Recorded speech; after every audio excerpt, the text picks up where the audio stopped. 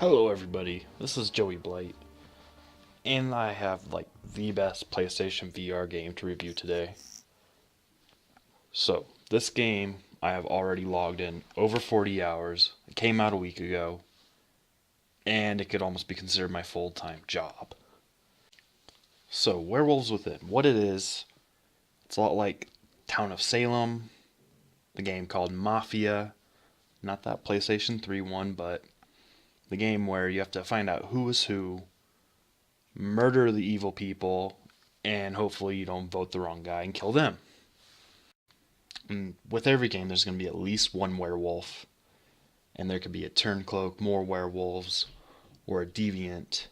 The deviant is on their own team. They want to get murdered, and in that case, they win. The turncloak is kind of like a villager. They can see who the werewolves are, but the werewolves don't know who they are. As for the townsfolk, they consist of villagers, the watcher, the gossip, the tracker, the saint, the houndsman, the astrologer, and that's all I can remember right now.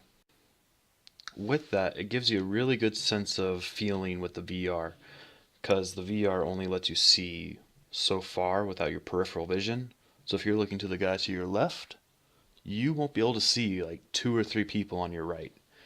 And they could be whispering, they could be just talking behind your back or pointing, and you won't even know that. So it adds this little element of lying and deceit in order to win the game. If you have a social issue, this game will easily get you out of your shell, talking to strangers, meeting new friends, and just building your bullshit lying skill. That's basically the whole game right there. I plan on doing a video going into like tips on how to play each role, ways that you can find certain people, and so on. More of those to come later. My first one's probably going to be on how to play the villager. Everyone thinks that's a really underpower role, but I honestly think villager is one of the strongest roles you can get. Sometimes. For $30, it's kind of a high price point, but considering the amount of hours and replayability you're going to get out of this game, it's well worth it.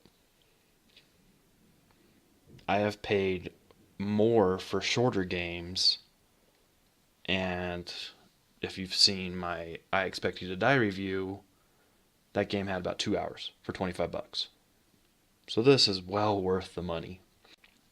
Another thing, it is a little buggy right now, but Ubisoft has already announced they have an update and they're going to work on getting it patched.